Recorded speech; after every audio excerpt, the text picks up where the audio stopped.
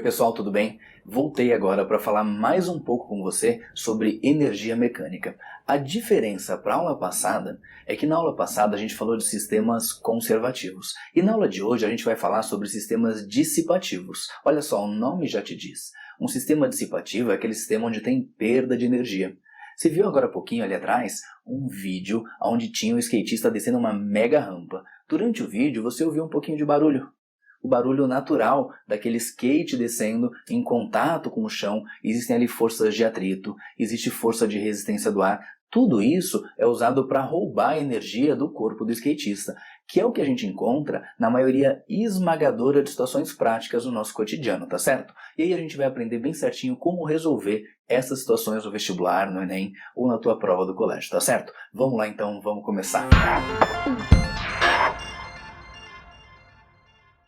Na aula passada, a gente já falou sobre energia mecânica. Lembra que energia mecânica era para a gente a soma das energias cinética e potencial. Por exemplo, na primeira figura que a gente já viu na aula passada, a gente sabe que a gente tem ali energia cinética, porque o carrinho da montanha-russa está em movimento, e a gente sabe que tem ali energia potencial. No caso, a energia potencial do tipo gravitacional. A gente também comentou na aula passada sobre uma situação do bungee jump. Ali no bungee jump a gente sabe que tem energia cinética, porque a pessoa está caindo, está em movimento. A gente sabe que tem energia potencial gravitacional, porque existe uma altura que a pessoa vai estar. E a gente sabe também que existe ali uma energia potencial elástica, porque esse elástico que está preso aos pés da pessoa vai esticar, tá certo? Bom, mas o nosso objetivo principal da aula nem é estudar essa subdivisão da energia mecânica, e sim conversar sobre os chamados sistemas dissipativos. Essa imagem que está aí é a mesma imagem do vídeo que você assistiu ali no comecinho da aula. O que acontece? O skatista vai descer essa mega rampa, então eu vou marcar para vocês esse ponto do início do movimento dele, que eu vou chamar de ponto A, e vou marcar um outro ponto lá embaixo da rampa, que eu vou chamar para vocês de ponto B. O que acontece? No ponto A, que é o começo, eu vou dizer para vocês que esse skatista tem uma certa energia mecânica nesse chamado ponto A. Aí ele vai começar a descer a rampa e vai chegar no ponto B e ele vai ter uma energia mecânica no ponto B. Bom, alguns problemas mandam a gente desprezar as perdas que acontecem no trajeto entre o ponto A e o ponto B. Só que agora a gente vai conversar sobre situações que acontecem muito na prática no dia a dia e também são perguntados para a gente em provas de vestibular, prova do Enem, que são os sistemas dissipativos. Olha só, os sistemas dissipativos são aqueles sistemas onde há perdas de energia. E quando eu digo para você que tem perda de energia, eu estou dizendo que tem perda de energia mecânica. E essa perda de energia, o que acontece? Quando a energia ela desaparece? A gente sabe que não, né? Eu posso transformar um tipo de energia em outro. Então, nesse caso, a gente pode transformar a energia mecânica, por exemplo, em barulho, ou seja, som, como você ouviu ali no vídeo, na introdução da aula. A gente pode transformar isso em calor. O calor geralmente está relacionado com o atrito que acontece. Essa perda de energia pode acontecer devido à resistência do ar e aí vai assim por diante, tudo bem? Bom, uma coisa importante da gente perceber, se ao ir de A para B eu tive perda de energia, uma coisa é certa. Eu vou lá no final da rampa ter menos energia do que eu tinha no começo. Então eu posso dizer para você o quê? Que nos sistemas dissipativos, a energia mecânica no final vai ser sempre menor do que a energia mecânica que eu tinha no começo. Claro que quando eu falo de energia mecânica, eu tenho que lembrar que eu estou falando da energia cinética mais a energia potencial. Então eu posso dizer que a energia cinética no início mais a energia potencial no início vai ser maior do que a soma da energia cinética mais a energia potencial no final do movimento. Daí você vai me dizer, poxa, Coelho, mas espera aí, esse símbolo aqui que você está usando, né, de maior, dizendo que no início é maior do que no final, como que eu vou resolver o problema com uma desigualdade dessa? Então vamos imaginar o seguinte. Vamos supor que o problema diga para você o seguinte, que durante a descida da mega rampa, que o skatista perde 30% da energia mecânica por causa do atrito, vamos supor assim. Se eu sei que tem uma perda de 30%, qual é a conclusão que eu tiro? Eu tiro a conclusão que restam 70%, tá certo? Então, olha só, o que eu sei? Se me restam 70%, eu posso dizer que a energia mecânica no final é igual a 70% da energia mecânica no início. E claro, eu posso escrever esse 70% de um jeito um pouquinho diferente. Eu posso escrever que a energia mecânica no final é igual a, olha só, 70% é 70 dividido por 100, 0,7 da energia mecânica no início, tudo bem? E a partir daí, eu desenvolvo o exercício. Então, quando era sistema conservativo, eu dizia que a energia mecânica no início e no final eram iguais. Agora, quando eu tenho um sistema dissipativo, eu vou dizer que a energia mecânica no fim é só uma parte da energia mecânica que eu tinha no começo, porque o resto foi perdido. E para a gente fixar bem legal esse conteúdo, vamos lá resolver o exercício. A figura mostra um bloco de massa 500 gramas mantido encostado em uma mola comprimida de 20 centímetros. A constante elástica da mola é 400 newtons por metro. A mola é solta e empurra o bloco que, partindo do repouso no ponto A, atinge o ponto B, onde para. No percurso entre os pontos A e B, a força de atrito da superfície sobre o bloco dissipa 20% da energia mecânica inicial no ponto A. Pessoal, antes da gente continuar, eu quero dar uma olhada com vocês em todas as informações importantes que foram passadas para a gente. Bom, ele disse para a gente que a massa é 500 gramas, que a deformação da mola no ponto A é 20 centímetros, que a constante elástica da mola é 400 newtons por metro. Daí ele diz que a mola é solta e empurra o bloco que, partindo do repouso, se ele parte do repouso, eu sei que a velocidade no ponto A é 0. Daí ele fala o seguinte, que ele atinge o ponto B onde ele para.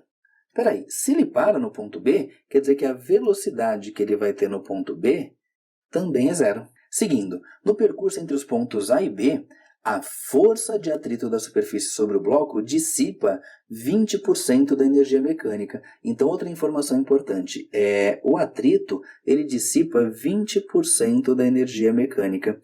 Então, o que a gente pode dizer é o quê? Que aqui eu tenho uma energia mecânica no ponto A, aqui eu tenho uma energia mecânica no ponto B, e a energia mecânica no ponto B é menor do que no ponto A. Agora, se foram dissipados 20%, quer dizer para a gente o quê? Que restam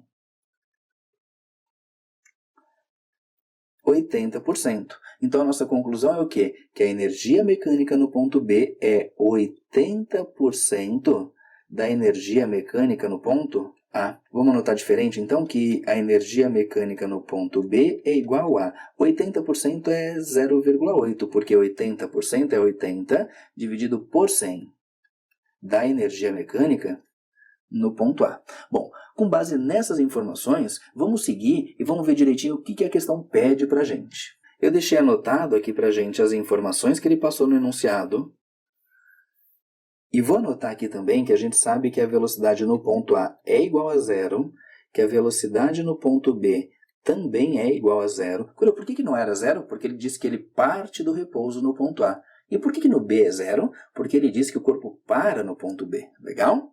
Bom, já vamos usar isso aqui para tirar uma conclusão de energia que a gente sabe. Se a velocidade é 0, quer dizer que a energia cinética no ponto A é 0, e aqui a energia cinética no ponto B também é 0, tudo bem?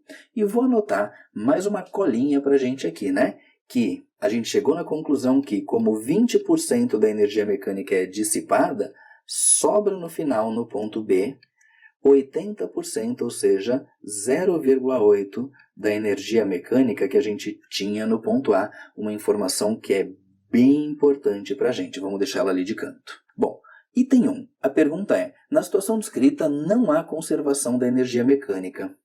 Verdadeiro. Por quê? Porque existe uma força de atrito E aí o próprio enunciado diz para a gente que 20% da energia é dissipada. Como é uma questão do tipo somatória, a gente vai ter que somar os itens corretos, então eu vou fazer o seguinte, eu vou anotar aqui do lado da nossa resolução as respostas que são corretas, depois a gente vai somando os valores, item 01 está correto. Item 2. A energia mecânica do bloco no ponto B é igual a 6,4 joules. Bom, se a gente quiser calcular a energia mecânica no ponto B, a gente já sabe que não tem energia cinética, mas no ponto B existe ali uma altura do ponto B que eu não sei, não foi passada para a gente. Mas espera lá, a gente sabe que a energia mecânica no ponto B é 0,8 vezes a energia mecânica no ponto A. Então, se eu descobrir a energia mecânica no ponto A, eu consigo descobrir a do ponto B. Vamos lá? Quem que é energia mecânica? É energia cinética mais energia potencial. Lembrando que a gente está falando do ponto A. Vamos dar uma olhada lá na figura no ponto A. No ponto A, a gente sabe que a velocidade é zero, portanto, a energia cinética também é zero. Então, eu vou dizer que a energia cinética é zero. Então, sobrou para a gente que a energia mecânica no ponto A é igual a energia potencial no ponto A é kx² sobre 2. Coelho, por que você usou essa fórmula da energia potencial elástica e não usou a da potencial gravitacional? Simples, porque o ponto A é o ponto mais baixo. Se é o ponto mais baixo, eu posso afirmar que a altura no ponto A é zero. Portanto, a energia potencial gravitacional no ponto A também é zero. Ou seja, eu só tenho no ponto A energia potencial elástica, tá certo? Bom, seguindo.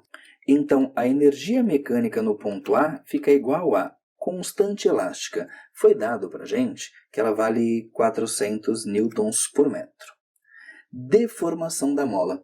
A deformação que foi dada é igual a 20 centímetros, só que eu não posso usar em centímetros, eu tenho que usar em metros. Lembra, a gente já viu em várias aulas de centímetro para metro, é só dividir por 100, então vai dar para a gente 0,2 metros. Então aqui fica 0,2 elevado ao quadrado, isso dividido por 2. Continuando, a energia mecânica no ponto A é igual a 400 vezes 0,2 ao quadrado vai dar 0,04, dividido por 2. Aí eu posso simplificar esse 400 com esse 2, vai dar 200. E aqui embaixo ficou 1. Aí 200 vezes 0,04 vai dar para a gente que a energia mecânica no ponto A é igual a 8 joules. Mas detalhe, não foi perguntado para a gente sobre a energia mecânica no ponto A. Foi perguntado para a gente sobre a energia mecânica no ponto B. Mas agora ficou fácil, porque a gente sabe que a energia mecânica no ponto B é, lembra, 80% da energia no ponto A, ou seja, 0,8 da energia mecânica no ponto A. Então, a energia mecânica no ponto B é igual a 0,8 vezes a energia mecânica no ponto A, que vale 8 joules. Então, eu vou colocar aqui vezes 8. E aí eu chego que a energia mecânica no ponto B é igual a 0,8 vezes 8, 6,4 joules. Essa é a energia mecânica no ponto B, que foi o que o item 02 perguntou. E ele perguntou se vale 6,4 joules, então o item 02 está correto. Eu vou anotar aqui no cantinho para a gente que o 02 também está correto. Agora, eu vou aproveitar para deixar anotado essas duas energias mecânicas que a gente já calculou, que a energia mecânica em A é 8 joules e que a energia mecânica em B é igual a 6,4 joules. Porque quando a gente precisar dessas informações de novo mais para frente, a gente já tem elas prontinhas. Item 4.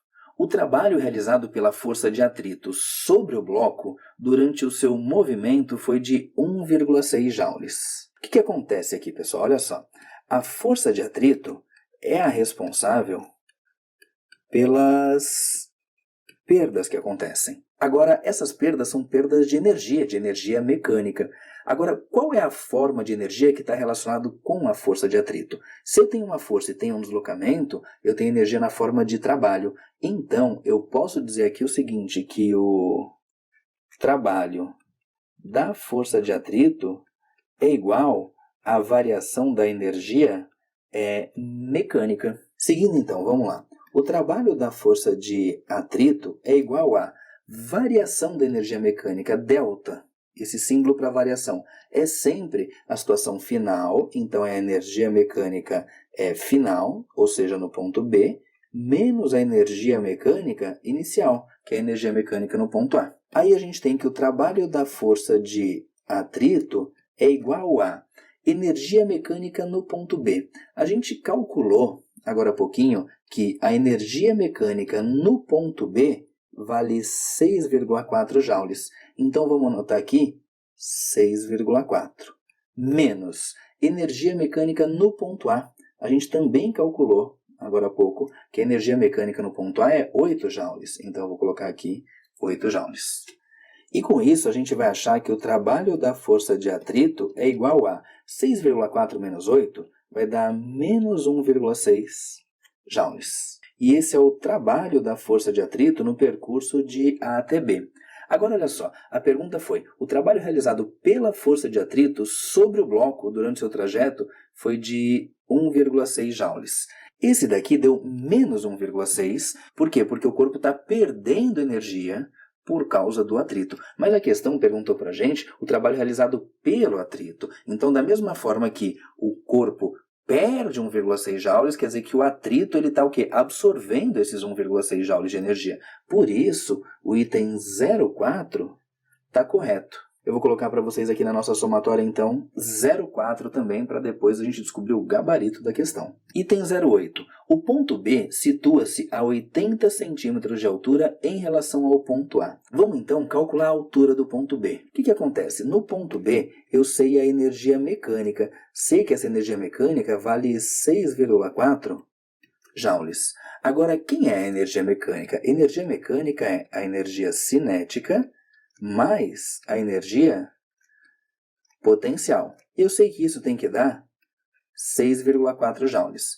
Agora, vamos lá para a figura. A gente anotou que no ponto B a energia cinética vale 0, porque o corpo para no ponto B. Então, eu vou dizer aqui que a energia cinética é 0. Só sobra para a gente, então, a energia potencial. E no ponto B eu não tenho mola. A mola é só no ponto A. Por isso que no ponto B, eu vou dizer que essa energia potencial é a energia potencial gravitacional, que eu calculo por m vezes g vezes h. Bom, isso tem que dar 6,4. Agora, seguindo, massa. A massa é 500 gramas, só que eu tenho que usar a massa em quilogramas. O que a gente aprendeu? Que de grama para quilograma eu divido por 1000, então a massa que eu vou usar é 0,5 quilogramas. Então eu tenho lá massa 0,5 vezes a gravidade, que é 10, vezes a altura do ponto B. Tudo isso tem que dar 6,4. 0,5 vezes 10 vai dar 5, vezes a altura do ponto B é igual a 6,4. E aí, a gente acha que a altura do ponto B é igual a 6,4 e esse 5 que estava multiplicando vai lá para o outro lado dividindo, então é 6,4 dividido por 5.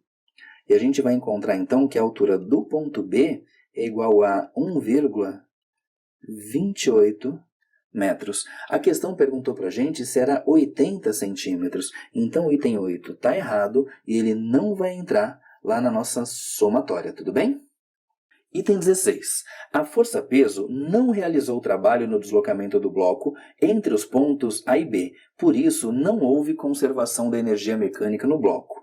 Pessoal, está errado. Primeiro, o peso só não realiza trabalho durante o movimento horizontal. Vamos lá na figura que eu vou representar para vocês a força-peso. A força-peso atua aqui para baixo. Então, enquanto o corpo está na horizontal, essa força fica perpendicular ao movimento. Mas se a gente olhar, esse bloco subiu. Se ele subiu, a força-peso se deslocou na direção vertical. Conclusão, se eu tenho uma força e um deslocamento, eu tenho trabalho. Então, primeiro erro desse item está aqui, dizendo que a força-peso não realizou trabalho. Outra coisa, quando ele diz que por isso não houve conservação de energia, realmente não teve conservação de energia, mas não teve conservação de energia por causa da força de atrito que roubou a energia do corpo, tá certo? Então o item 16 está completamente errado. Por isso a gente não vai colocar o item 16 na nossa somatória. Seguindo então o item 32.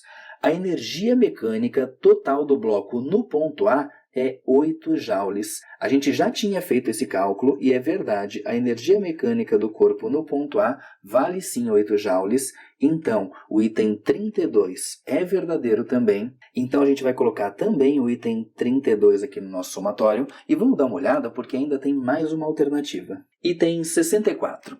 A energia potencial elástica do bloco no ponto A é totalmente transformada em energia potencial gravitacional do bloco no ponto B. Bom, pessoal, o enunciado disse pra gente que por causa da força de atrito, a gente tem dissipação de 20% da energia. Então é impossível a gente afirmar que a energia é totalmente transformada para o ponto B. Não, está errado. Parte da energia é perdida, tá certo? Bom, o item 64 era o último da questão, então os itens corretos são o item 01, 02, 04 e 32, e como é uma questão somatória, a gente vai colocar no gabarito a soma dos itens corretos, que vai dar pra gente 39. Esse é o gabarito da questão, tá certo? Pessoal, e com isso a gente encerra mais uma aula de energia mecânica, agora conversando sobre sistemas dissipativos, tá certo? Esse assunto é muito importante, aparece o tempo todo em prova pra gente de colégio, vestibular, Enem, então você precisa sim dar uma atenção especial. É difícil dizer na dinâmica, olha, esse assunto é o mais importante de todos, mas com certeza energia mecânica está entre os os que mais aparecem pra gente em prova, tá certo? Tchau e até a próxima aula.